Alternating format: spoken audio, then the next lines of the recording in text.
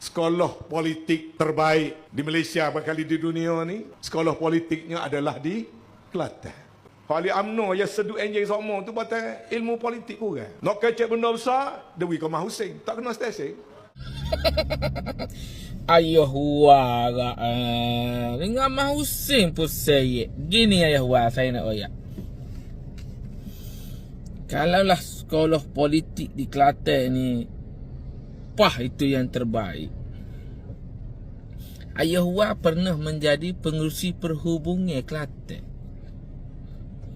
Makna katanya Ayah Wah masa jadi pengerusi perhubungan, Ayah Wah yang tak cerdik.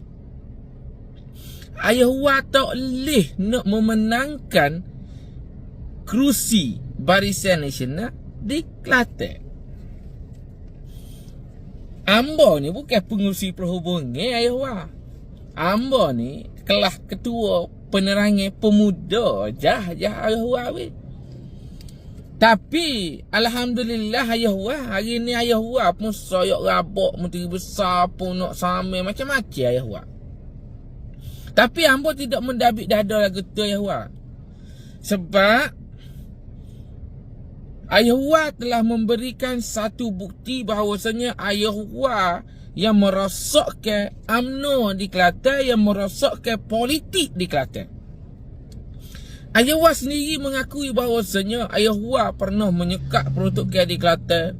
Ayah Wah lah penyebab kepada kemunduran Kelantan sebab PM perangai UMNO. Dan PM perangai UMNO masa tu adalah Mahathir Mohamad yang menjadi pengurusi ataupun penasihat kepada SG4 yang menguruskan juga terkait juga dengan PAH di Kelantan. Ambo lah, sekak peruntuk ke mulanya. Muka mazhab UMNO ni ajar lagu tu. Pasal putih ni kuat benar. Tak sokong PAH, baca, kerak. Tak sokong PAH, tunggu pecah.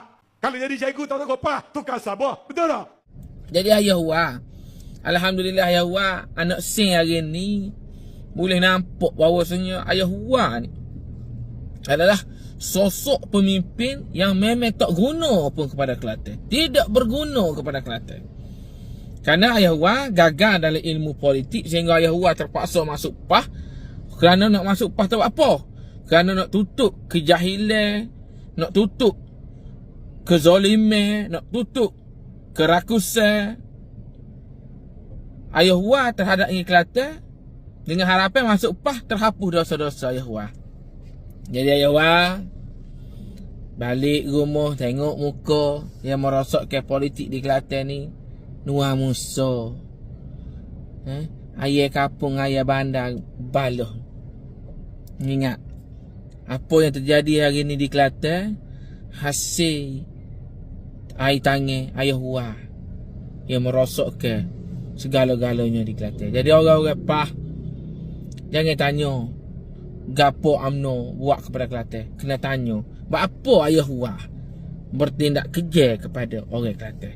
Jangan kerana Ayah Wah masuk PAH, Ayah Wah boleh terhapus dosa dak Ayah Wah. Ayah Wah kena bertanggungjawab dan bertaubat, kena minta maaf kepada orang Kelantan kerana Ayah Wah penyebab kepada kemunduran Kelantan.